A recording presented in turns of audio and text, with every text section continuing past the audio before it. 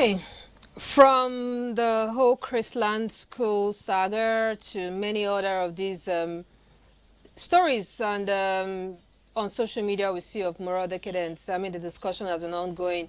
Who is to blame? Many says the parents have been neglecting their duties as parents and pushing it onto the school. The school says, well, the parent, you actually send these children here in a very, well, I don't know what to put it, but the school says, no, we are doing our best possible. Then some others say, oh, it's the social media with the coming of new media back in time during our days. Yes, we didn't spare the rod, so the child came out nice, but maybe today. So there the discussion has just been varied and different opinions. Anyhow, continuing in that conversation will be the focus of the Medley Show with me, Cecil, today. My name is Cecil Egbeli, and today our topic is moral decadence. The boosters, the home, the school, or the new media. That's what we'll be talking about today. So your conversation, your opinion, your thought about this will be very, very apt at this point. Just before I get to introduce my guest to you, let's set the ball rolling by taking a look at the quality of the home that a child is born into. That's going to be what we'll start our conversation with this day on this episode of the program, where we have had a chat with an educationist who takes us through, from her own point of view, how she raised her children. All right, let's have a look at this feature, and then you'll get to meet my guest. The fact that every parent has a prerogative to decide how a child should be raised. Choosing to be a parent comes with knowing that there is no manual involved in child training. Being intentional in your parenting skill is a significant step ensuring a well-groomed child. Yeah, parenthood for me is like a roller coaster. At times there are ups and there are downs. Well, it hasn't been easy, being a career-oriented woman and a parent. In fact, I remember on one of the occasions that my boy was sick. At a point, my mother-in-law that was helping us take care of him had to put a call across and say, what is happening? One of you has to take a decision on what will happen to this child, that this baby is more important than whatever you think you are making out there. Poor parenting in many situations are practiced unintentionally. It could come in form of strict or rigid discipline, which psychologists call authoritarian parenting. Little or no penalty for misbehavior, withdrawing affection and attention, or emotional neglect, which could lead to a child's low self-esteem. No two children are the same, even when they come from same parents, not to talk of children from other parents. They don't have there's no formula for raising kids. I have 4 kids, for instance. I have 3 boys and a girl.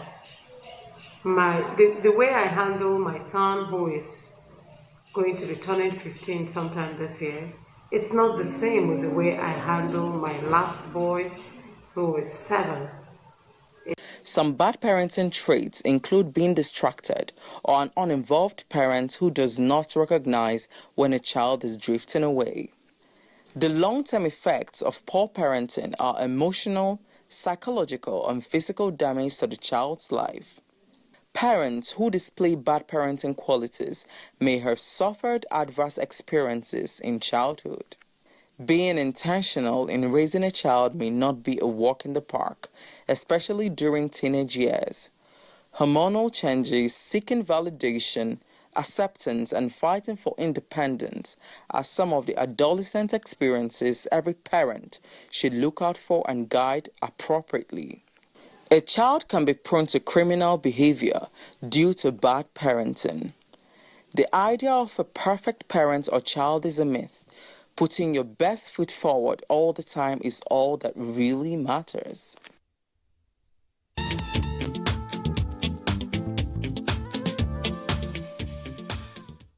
There is actually no template to raise a child, so every child comes with their own different, It's yeah, as they develop, as they get to mix. So getting to train them, it's dependent on their personality and of course the parents involved. Anyhow, it's time to meet my guest. And my guest, well, hopefully at the end of the program, they'll be able to, because we can pick a thing or two. And I would like to introduce my first guest. And my first guest is an educationist, one who is quite knowledgeable. He has had experiences working with young people from well different levels of educational studies. I'm talking about Haladu Mohammed. Welcome, sir. Thank you. Okay, so I think you've worked in the university. You've also worked with children from primary, secondary school level. I'm a teacher at all the three levels. A teacher at all the three levels. Okay, we shall get back to that. And also, I have with me a familiar face, one who's been here before. He is a digital media expert, a blogger, an online guy, and all those plenty digital age thing that we believe is spoiling our children. Dr. Roy. Thank you, Cecil. It's good to be here again. Yes, you are one of our problems. In fact, sir, the two of you, you are one of the problems that the whole country is talking about. Now, all right, let's take a look. Let's take a look at it from. Maybe we can leave the home front first. Yes, okay. The parents, they've done their best. They are both working, and then they hand over their child to you to go to school. And maybe in school they expect that okay, you're very professional. You're going to take care of the child. You're going to watch out for the child. Then somehow the child comes back on holiday and they start seeing a different character and some changes, and they say the school is doing a terrible job. So, sir, how do you want to react to that? Yeah, it's possible. A school can do a terrible job. A parent can do a terrible job. The society can do terrible jobs. Everybody and everyone can do terrible jobs when you talk about raising a child. And this is what takes me back to your introduction when you said parenting has no template. I agree to a certain level. Certain level, that means. It has no template, but it has prerequisites. Template may mean something structured, something everybody can follow, step by step, from one to the next, wherever you want to raise a child. It will no matter whether it's in Lagos or in Maiduguri or in Kenya or in Liberia. If it is a template, it's a template. That does not exist for parenting. But prerequisites exist. Okay. Prerequisites are things you do preparatory to becoming a parent. You know ahead of time that you will be a parent. So, you start training your child by choosing the appropriate mother for that child. Before the child is born, how you select his mother says a lot about what kind of child you will raise. How you select the mother? Exactly. Yeah, sometimes say when you get to the house, you're going to change. I mean, if she's like this, and when she get married, she will change. When he gets married, he will change. Yeah, so when he's born, he will change. When you have become a parent, you will change. That's the assumption all the time. But do they change? Do wives change, for example, when you have a wife that you know has certain characteristics and your entire hope is for her to come to your house and change. And so therefore you are laying the foundation on a probability for your child to have a changed mother. Okay. That I don't think is a good step to take. Yeah, I think it actually goes both ways. But I would really want you to focus on what the school is doing to help or not to help. But before then, let's get to hear from Dotun. Okay. Dotun, now, once upon a time, we just had letters. I know during those early days when you were in school, it was just letters, right? Yeah, later in the early 2000s, we had the digital mobile phones, and of course, initially it was for the elitists. And now, children have phones all the time. They get on online and social media and all that stuff. And some people think that was where the decadence in the morals of our children started creeping in. Do you agree? I do not agree. Are you sure? Because not all children have access to internet. Not all. And not all parents are training their children the same way.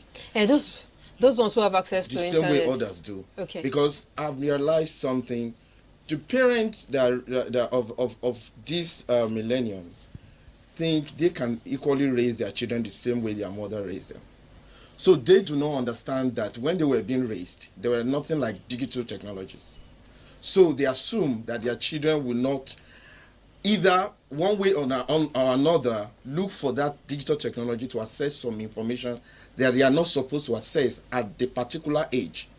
So leaving your children chasing financial stability or whatever, or socioeconomic stability or whatever, could have adverse effect on them. So in their days, when their mother raised them, they were working mothers too. They were working fathers, so they are kept with aunties and the rest. But in this age, where children are being kept with aunties may have access to internet. Children may not. But one of these days, the auntie may be watching something strange, and the children too will peep and continue to see what auntie is watching. So, and that goes on. So, and they begin to learn from that. It may not be auntie per se. It could be even housemaid. Housemaid, they have access to phone. Housemaid may be above 18. Okay. So, that's how these things happen.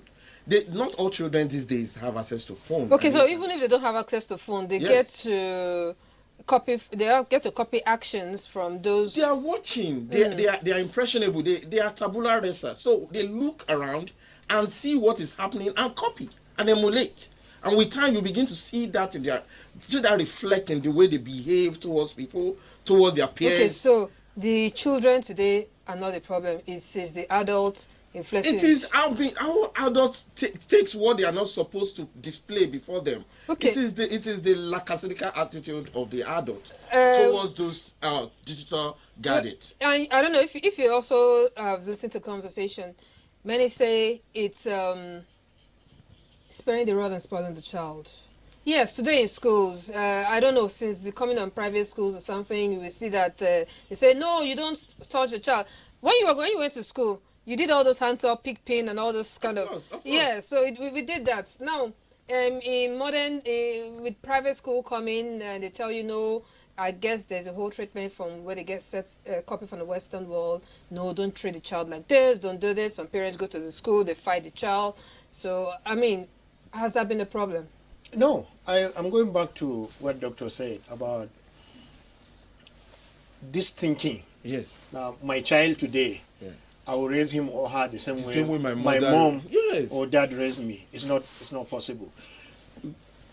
The whole thing about training, about culture, about interactions is contextual. I cannot behave the same way I behaved in 1977 today. Even if I want to, the things I need, the facilities I need to behave like 1977 child are not there anymore. Fun, yes. What is it if children have fun or not? To me, it's not the issue. All my kids have phones. From what age? From 10, 11, 12, I can allow you have access to phone. But I have an app. Their mother has an app. You cannot browse beyond a certain hour. On each page you are, I know, how your mother knows. So you are free to use your phone, but I know what you are seeing, what you are doing. I can clearly put off your phone wherever you are. From mine, I can put you to sleep. They know by 9, nobody should look at the phone again. Even if they don't switch it off, the phone will switch itself off. I will switch it off myself from my app. Okay. All right. Sorry to cut you short. You know, when we are mentioning phone now, we need to be specific. Yeah. We are talking about smartphone. Right. You know, there are phones that are just GSM. Yeah. They only receive calls. Yeah. And, you return calls. But there are phones that are smart. Yes. That you do all sort of things on. You watch videos, you access internet. I mean, such phone can be given to children.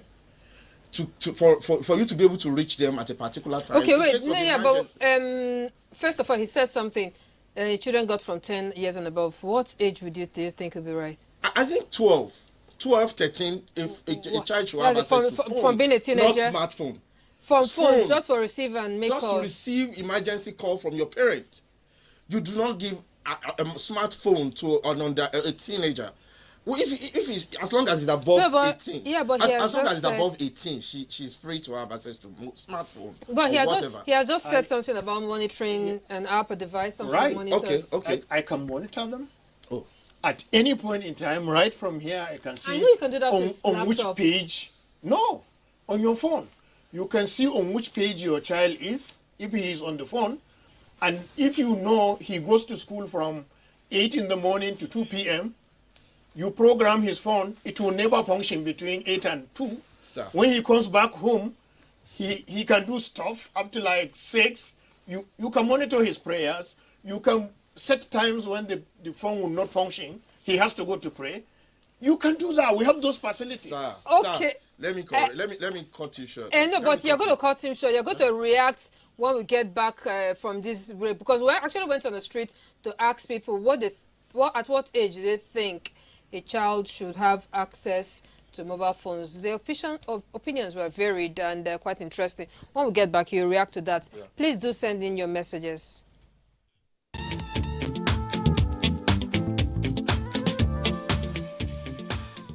I believe the right time should be 15, 18. So it depends on the kind of the work the parents are doing. So that's depend when they will hand over the phone to their children. Preferably after their senior secondary school WAEC. So because the whole distraction from school, I feel like as they are still kids, do you understand me? Because even though they actually graduate from secondary school, they are not most times, like normally, they are not even above 18. So the normal time for a child to graduate after secondary school is like 16 years and is still a minor, right? So I would actually prefer, like after secondary school, at least they're actually done, or like they'll focus on school work, and then the whole distraction from left, right, peer groups and all that. I think that's actually the best time. I think 18 years is okay. 18 years is okay. Because, let's say in academic section, I think when the child is done with the secondary school, that is the right time to give a child a phone. I think 18 years and when the child is done with his school, secondary school.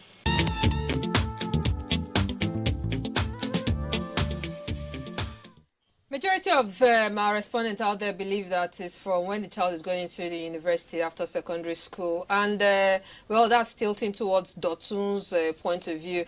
And for Oga, you think it's from an earlier age, so you can keep a close word. I mean, I'm even surprised because I would have expected that you actually said you're of the old school generation, but you're acting more new school. No. So let me tell you what I hear right now. Okay. And the kind of information that is coming to me. Most people think that phone is for fun. Okay. You go in there, you watch stuff, you watch videos, and that's fun. No. The school my children attend, the phone is a tool in the classroom. They research with it. From what class? From the junior secondary class? From primary school. Okay. The phone is a tool in the class. They research with it. Yeah. They write with it. They submit with it. I'm talking about digital age. I'm not talking about my grandpa. Okay, but you know about that I was about to react to something. Okay. Now, it's your decision to allow them to have access to a particular phone, which is supposed to be a smartphone, because you feel, you can monitor the activity on that phone. But have you forgotten that children can be mischievous and crafty? And there are apps that you can use to bypass any protocol on phones.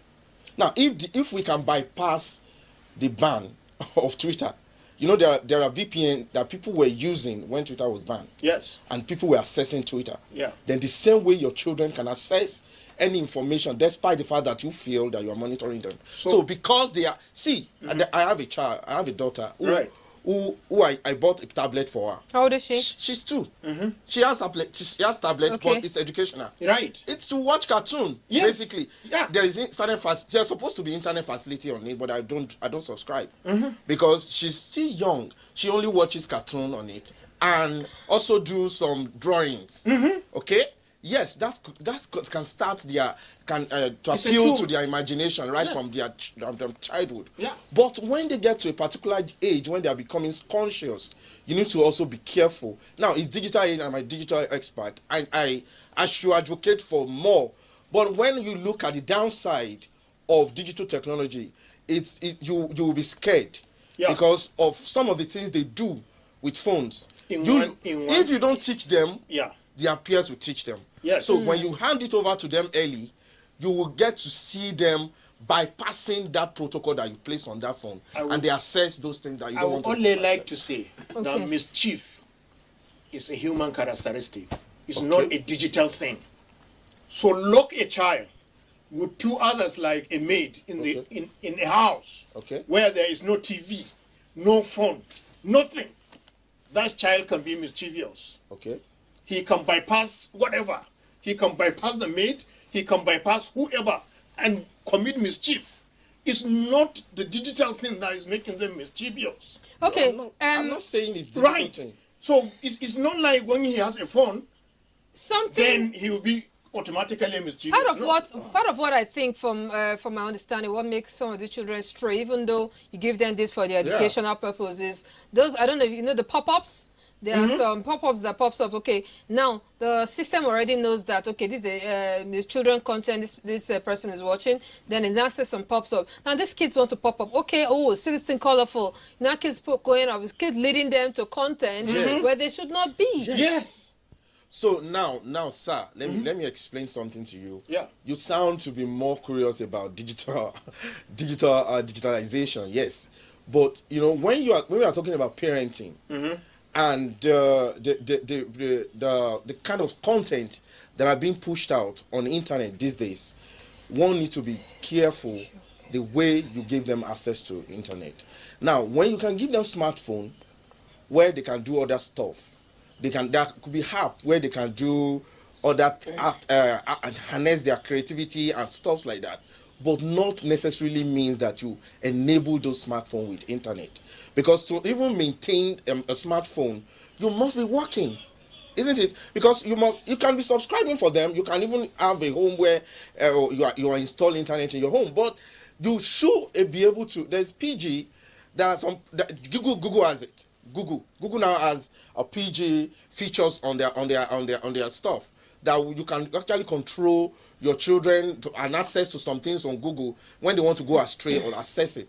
But I still believe the best way to prevent them is to wait until they are adult, until they are above that age, where their curiosity is being triggered by peer influence. Peer influence. Yes, peer influence. Honestly, you are eager to say something. Yes, I wanted to for the viewers and ourselves. Put these two things together. One, the analog age that passed. Yes. When our children have no access to all of those things. But they had access to the house help. They had access to the drivers in some homes. They have access to these women who come into the house to sell things. Those are pop-ups. Those are pop-ups of the past. Yeah. The same way you will have your phone. And something pops up. It's the same way a woman can walk into your home to sell wrapper and she becomes a pop-up to your child. You won't know what happens. That parenting thing you are talking is what comes to play. You can monitor who comes to the house. You can monitor what happens. All of that if you intentionally becoming a parent. The same way you can do for pop-ups.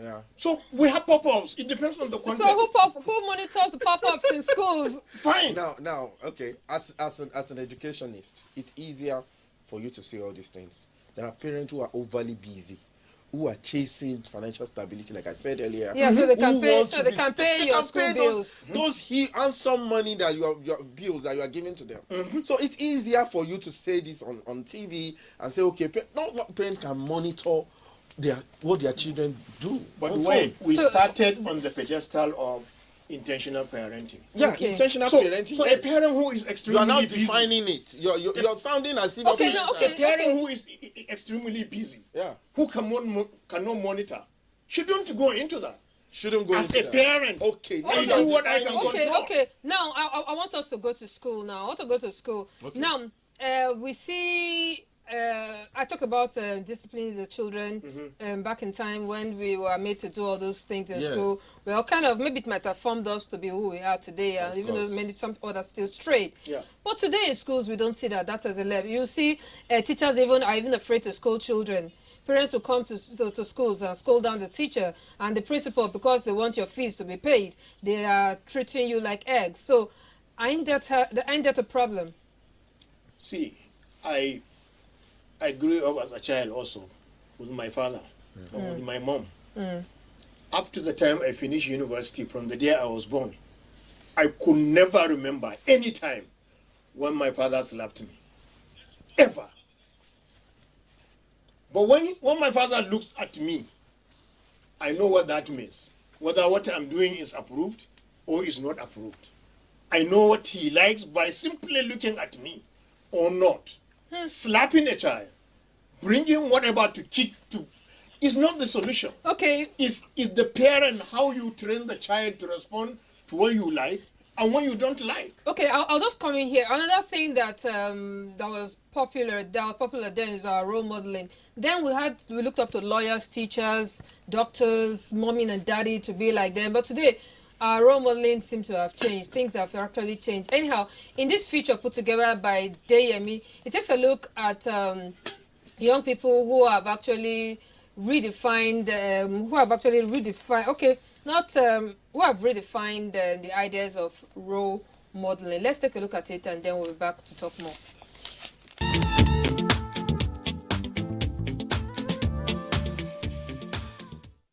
Growing up as a child, there is an admiration to want to be like dad, mom, or even a famous actor.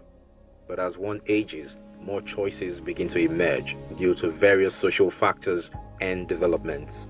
As much as it is admirable to want to be like someone, it is important to understand one's personal dream and purpose in life. Today, famous people all around the world have a huge following of fans who love their lives and desire to emulate them. But there's more to modeling after than just copy and paste. Oshodi, a local government in Lagos, has a reputation for children born in this neighborhood, if not closely monitored, many believe could engage in petty theft and grow to be notorious hoodlums. Today, the narrative is being rewritten for these children living in the underbridge area of Oshodi. The project, Chess in Slums Africa, founded by Tunde Onokoya, a professional chess master and coach, is meant to rehabilitate these children who are either orphans or ran away from the villages. The children are engaged in a 2-week session that seeks to unlock their potential through the game of chess while learning to read, write, and acquire basic literacy skills. It takes them through the game of being knights, queens, and kings with promises of more rewards. Aside from prizes won, collaborations are being made with rehabilitation homes and orphanages, and fundraising to provide financial and educational support for these young people. In Ikorodu, also in Lagos, a group of siblings, Babatunde Sani, Moiz Sani, Malik Sani, and their cousin Fawaz Aino, are popularly known as Ikorodu Boys, are young social media sensations. Who was that guy? That brother was the best damn soldier that ever lived. I just love acting. This online comedy group recreates and mimics with childlike playfulness multi-million-dollar music videos, Hollywood movie trailers, and other visual contents using recycled local materials in the neighborhood. You're hoping if you spin the chamber enough times, you're gonna catch a bullet. Notable among their works is the reenacted trailer of the Hollywood film Extraction in 2020, which earned them a recognition and award by online streaming platform Netflix. In 2021, they were nominated in the Favorite African Social Media Star at the Nickelodeon Kids' Choice Awards. Their elder brother doubles as the video editor and manager. Also in Ikorodu, the Dreamcatchers Academy, founded by Sheyi Oluyole, is created to transform the lives of less privileged girls who have experienced abuse neglect, or economic hardship resulting in lack of educational attainment by giving them a chance through quality education and arts.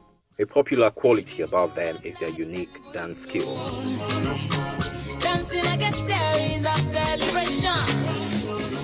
Aside from the Ikorodu boys and the Dreamcatchers, who have become global sensations, Fumi Omishope is another individual adding value to street children in Kwara State. These children are human. Sometimes we look at them as if they don't have the same blood that flows through our veins. You know, they are being abused on the road and even by the parent that take them out to bed. And my heart drawn to these children. Imagine a melancholy child begging on the street.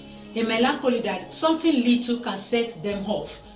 You know, now begging on the street, hearing all manner of rejection and all of that. So that is what drawn me to them. With her Home and Street Kids Welfare Initiative, Fumi is shaping the lives of these children using education as a means of empowerment. We used to have an orientation school where they come for 3 months before we enroll them in regular school. But we realized there's only 25% of them that ended up staying in those regular schools because street children are known for freedom. So when they go to regular school and they are being discriminated upon, they are being told down upon, maybe they go late to school. Some of them, their parents are blind. Both parents are blind. And they will want to take the parent to the junction before they go to school. Now they get to school 8 o'clock and teachers start beating them. They won't come tomorrow. Some of them are so passionate about education that they wake up, wear their clothes and they are running to school without taking their bath. Now teacher will not understand the passion, the fact that they show up and appreciate them for that. But they see the fact that they smell, you know, and that is what made me to say, okay, now we need to have our own school. With several initiatives in different communities geared towards turning craving hands to creative minds, the Nigerian child can be positively modeled. Education, right morals, and values are debts every parent and adult owe to every child. Be a positive model and watch the child grow to be a right-thinking adult.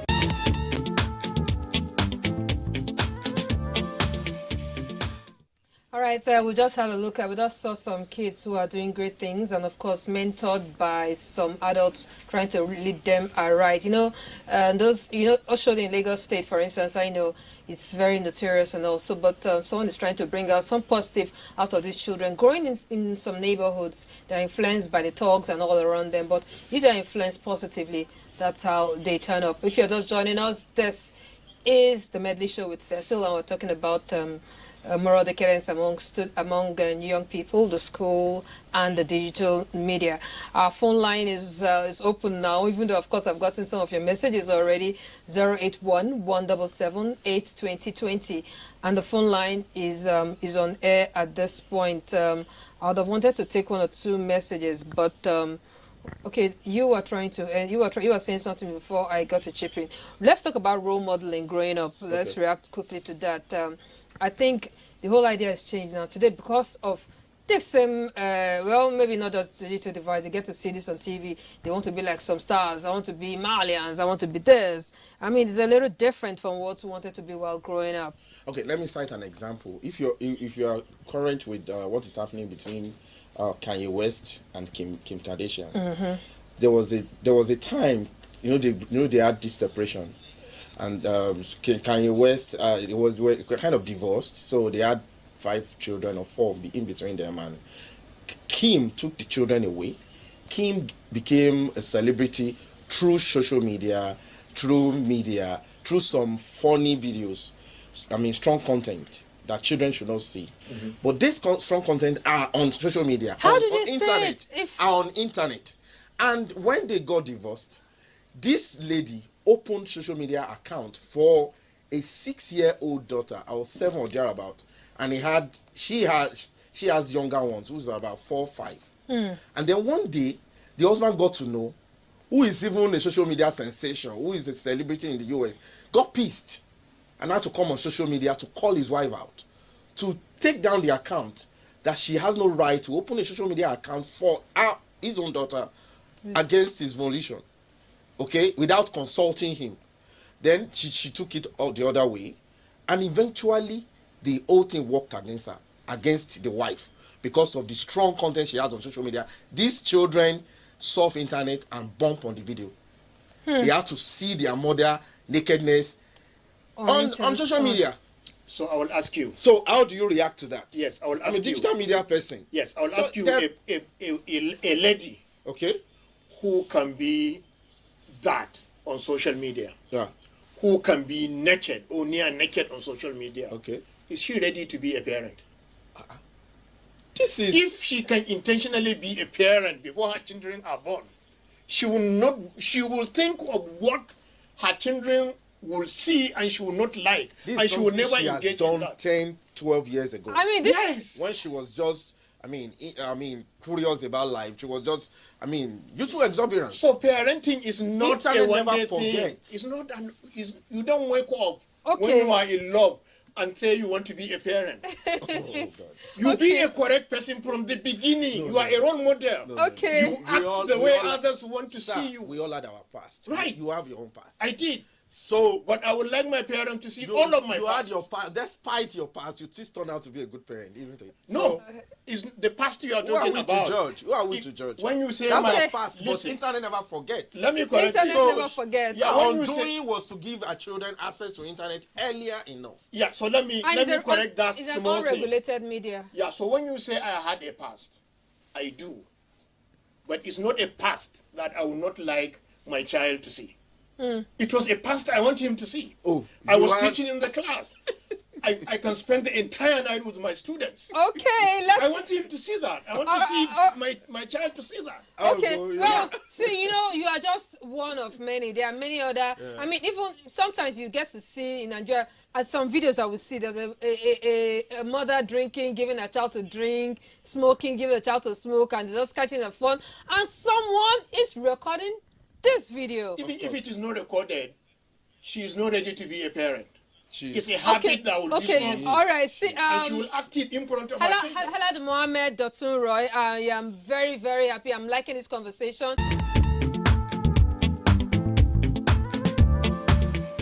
What kind of role modeling do we see today?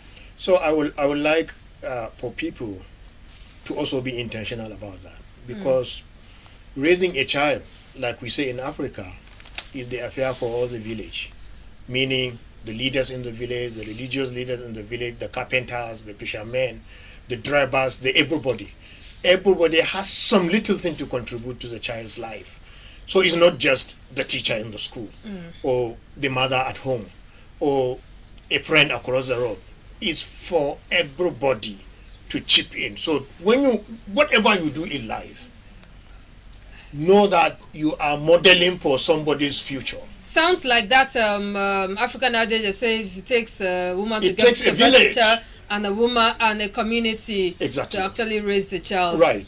Okay, we'll get to talk more, and I see some of your messages. When we get back, we'll read some of the messages. But very quickly, let's take a look at this feature that talks about monitoring the social media accounts of children. At what age do they go into having social media account? I know some say 13, some 18. Anyhow, well, let's take a look at this feature and then we'll talk a little more.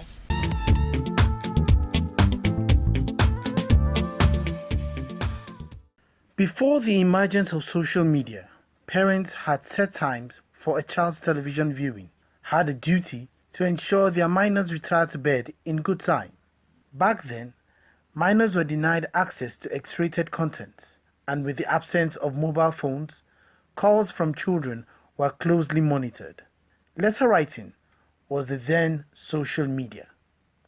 Fast forward to the early 2000s, and the GSM has made its arrival, converging all forms of media and social interaction on a single mobile device.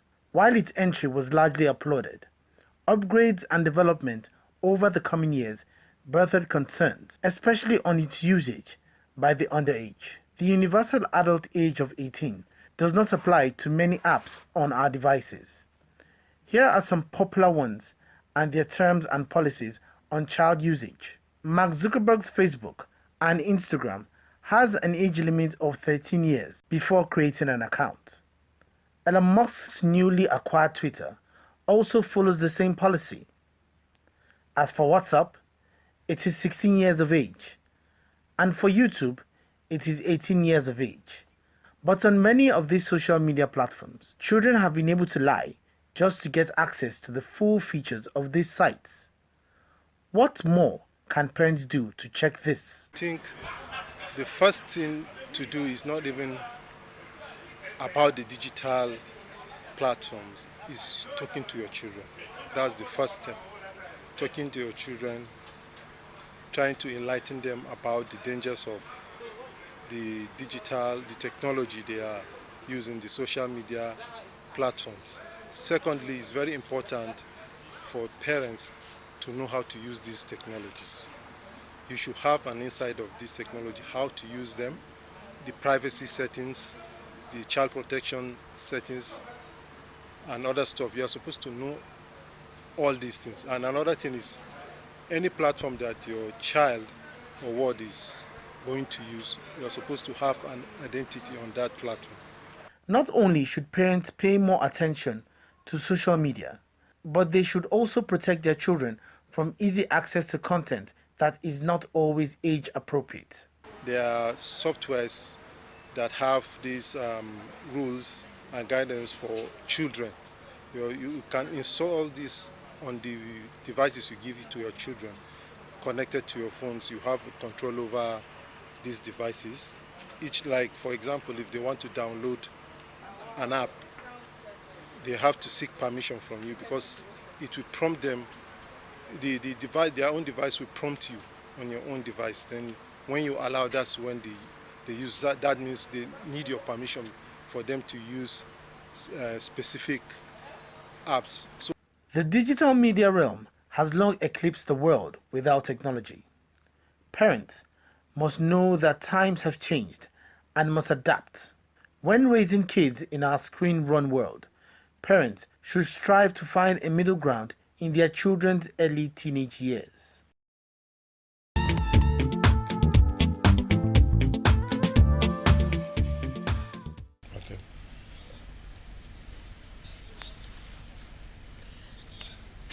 Okay, thank you very much for remaining with us. Let me take a few of your messages.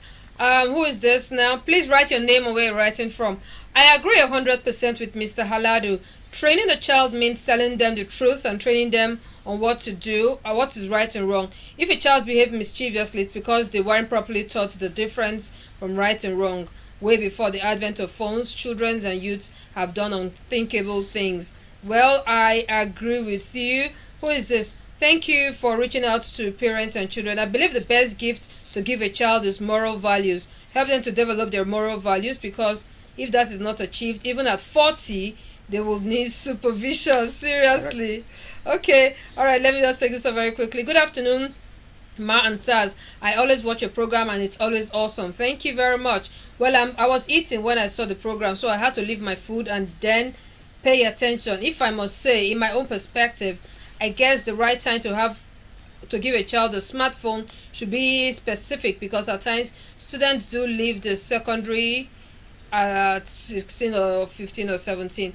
That's also bred the fact that when I was growing up, my dad thought my brother had just one bank account.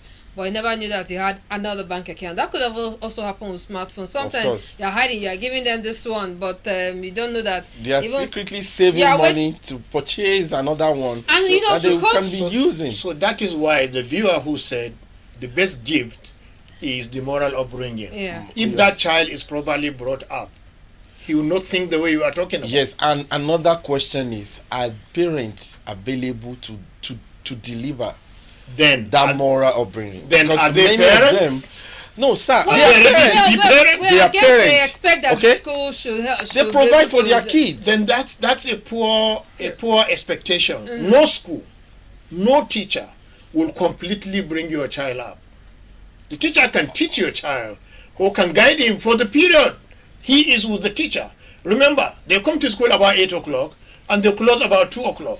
How many hours out of 24 hours? Yes, and when they get to see some of these traits, attitudes, and behaviors of these children, they are especially for private school. They are afraid to punish. They are afraid to discipline, because I don't want the parent to come and scream, this is the only job I have to do, I have to make sure I protect it. It really depends on what you mean by punishment. If you mean slap him, no, it doesn't have to be slapping. That is no longer like a punishment. Some will sit down and allow you slap them forever, and then they continue with what they are doing. There are better ways to punish a child today that was not there before. Take for example, I have a child whom I said, no, you can use your phone between 4 and 6. He enjoys using it. Then I said, because you have done this, for the next 2 weeks, you will not use your phone. That would be more painful than several slaps of that child. Yeah, but you know that sometimes these children, they now go behind to hide to get to do these things. When, I don't know, sometimes they are just used to the punishment that they don't feel like, well, you know, even if you hide it from them, they go to meet their friend next door, who actually they get to do all the things. So that is why I said, don't limit this talk to phone, to a mobile phone. Okay. I said, a mischievous child can be mischievous without any phone, without anything. Of course. Okay. See, of course, they can cut. Yeah. You keep mentioning that. Yes. And I hate to really cut you again, but we actually went on the street to ask people what they think. Has the social media, the presence of social media, which unfortunately cannot be regulated, has it done more harm to these children than good? And this is our finding.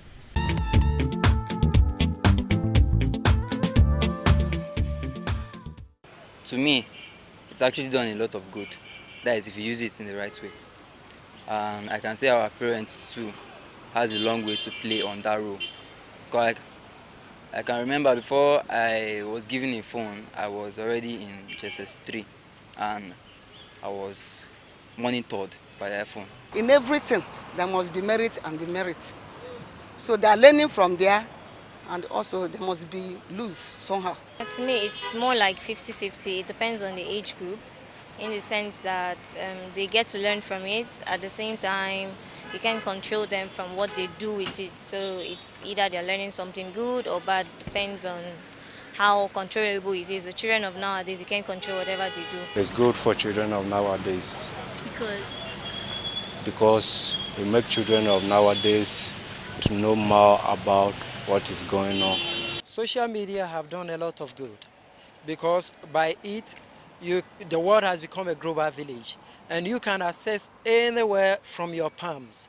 However, there are restrictions that we parents have to know, so that we don't allow our children to be exploited.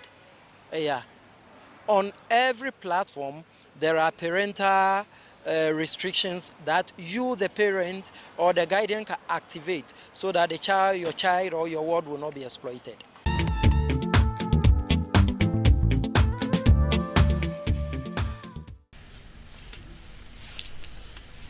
All right, Dotun, let's pick up on what you're going to say. All right, like you keep saying, children who are mischievous will always be mischievous. See, they pick up these attributes from their parent. Exactly. If you are mischievous as a father, then you obviously you know what your son will turn out to be. Thank you. I think role modeling should start from parenting. Thank you. If a child cannot actually pick any attribute from you as a father and say, oh, I among my role model, my father is among my role models, then something is wrong with your parenting, your style of parenting. Yeah. So I think, like she said, we should focus more on role modeling. Yeah. Because if a child does not find anything attractive in anybody on social media, she will not want to visit. Yeah. He or she will not want to even surf internet.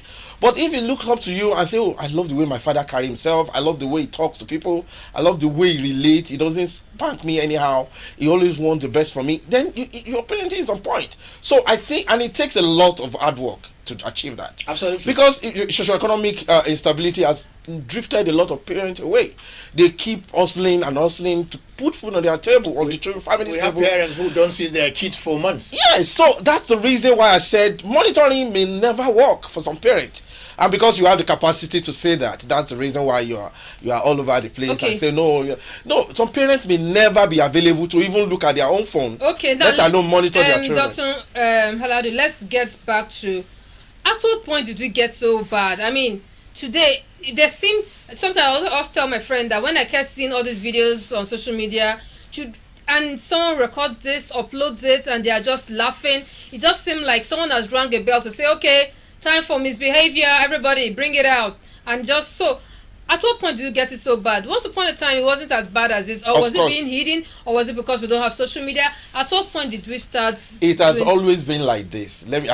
Sorry, I didn't allow you to land. Yeah. It has always been like this. But it's just that there is this thing, when we don't understand something, when something is strange, people tend to put a lot of blame on it.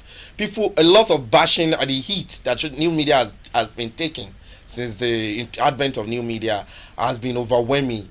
New media practitioners have been inundated with a lot of accusation. We are the bringer of fake news. We are the bringer.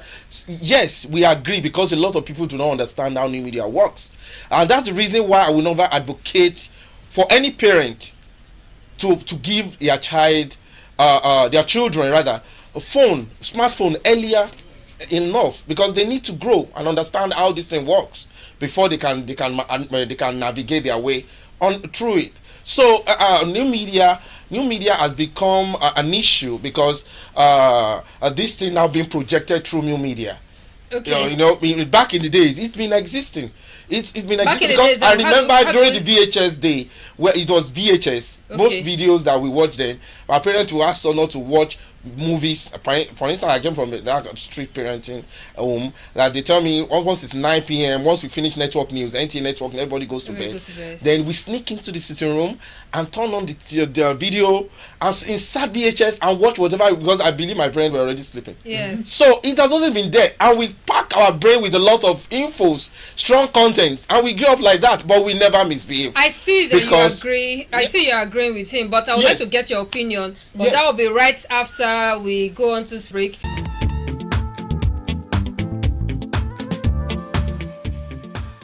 All right, so let me get your thoughts from where you were trying to pick up on what Dustin said. I want to totally agree with him that it has always been there. Yeah. It is the scale, the access, and the availability that keep changing. Yeah. When VHS was there, maybe in the entire neighborhood, you have only one house with one. Yeah. Everybody congregate there to watch the latest news on TV or stuff like that. But today, I'd like us to bring it down. So from that was then. Then later, we moved on to the times of the CD. Yeah, so when it became a little more available. Available. And more affordable. And more easy to use. Okay. And then to today, when you effortlessly get access to millions of content. Just everywhere, on the go. You talk about Popo. You don't have to ask for it. It will come. Yeah, so you have access to it on the go. Right. Before you can use VHS, you have to sit down, on it on. In fact, you use rewinder. You remember that time? You have to rewind that particular movie for long before you even put it in this video. Because I would like to just take a look at. I still want to talk about the fact that suddenly everybody, it's all over the social media now. For the Chrisland girl, there's a video of hers on which of Snapchat, or I can't remember which of it. She was doing something supposed to be adult rated. Then her mom comes in from behind, sees her, smiles, and she just stops it. So her mom knows that at this young age of maybe 10, this girl is already on this media, and this girl is doing this. She knows what she's doing. Her mother would like him even be following her, and she just giving a nod to it. Okay, so this is what I told him offline. Do you believe in death? He said yes. You believe you will die? He said yes. I said, can you stop it? He said no. He cannot stop it. That is the same thing with technology. Okay. The advent of technology and how it comes into the society is like death. You cannot stop it. We will only be getting to the higher level very soon. I think by the end of the year also, 5G comes in. Of course. We get more access. 6G will come. 7G will come. Whatever G will come. You will lose count. So you can't stop it. So what do? It's like death. Prepare for it. If you know you have to account for your deed on earth, then prepare for that. But die, you must die. And if your child will have to have access to social media, know that you can't stop it. So prepare for it. But you can't stop the death. But prepare for it, but at a particular time. Everybody, that's why we have life expectancy. So that's the reason why I said there should be a particular age where a child should have access to internet. I agree or with you. smartphone or whatever you would call it. See, so life expectancy is what everybody look forward to. We all look forward to the day everybody expects to be. Life Yes, you don't. Everybody. So you don't say because people will die eventually that you now expose people to death. Okay, well, what do people do when children dies? You don't give when children die untimely and there is a massacre, there is some kind of genocide. Right. How do people react to that? So I'll tell you, you don't give a baby amala. Because people will die should not mean people should die anyhow. Okay, you can't give him amala on the day he's born. Okay. So everything has time. Yes, that is what you didn't state. But it's conscious parenting that determines that time. Okay. When is your child ready for it? Okay, what steps do you need to take? I am liking the heat of this conversation. Yeah, but it's going to be hard because we'll keep growing 5G, 7G, 12G. Later, we're going to get to 22G. But somehow we cannot go back to how it used to be. But we have to find how to manage it as we go ahead. Like if your child is going to be in social media, make sure they are doing something very positive and get to watch them really closely.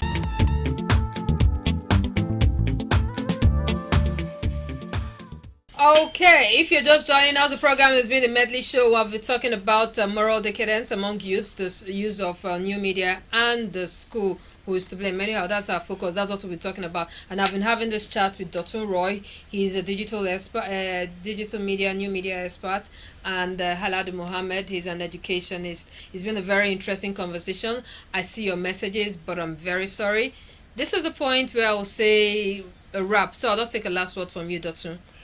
So my last word is parenting should be intentional.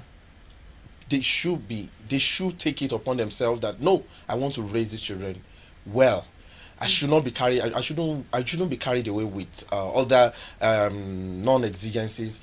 My parenting must be on point. Intentional. Yeah, it must be on point. And then again, don't look at the money you pay to schools and be assuming assuming them to fill up your gaps, the gaps you created yourself. So parenting should be intentional and they should work towards. The hustle is real. Parents are hustling to pay fees and do so many things, and the technology is changing. School is demanding more. How can we get to manage? Yeah, it's as I said, there are things you can stop. It is life. The number of people my grandfather interacted with in 10 years, I probably interacted with them in 1 week now.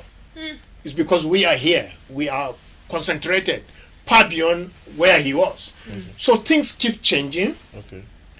The only thing you need to do is to prepare yourself for that change. For example, when I buy a new smart TV now, I cannot even operate it.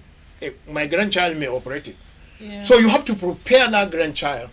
It's his time or her time. That is what is available. A new car, a new building, a new dress, a new way to do things. Prepare that child to cope with that change and still remain a great guy. All right, thank you very much. Remain a great guy. That is very important. I don't know. I'm wondering if the children are like this today. I wonder what their children will look like. Absolutely. So it's time for us to. It's never too late to retrace and get it right. All right, that's the size of the Medley Show with me, Cecil. Today, let's do this again next week as we continue another conversation.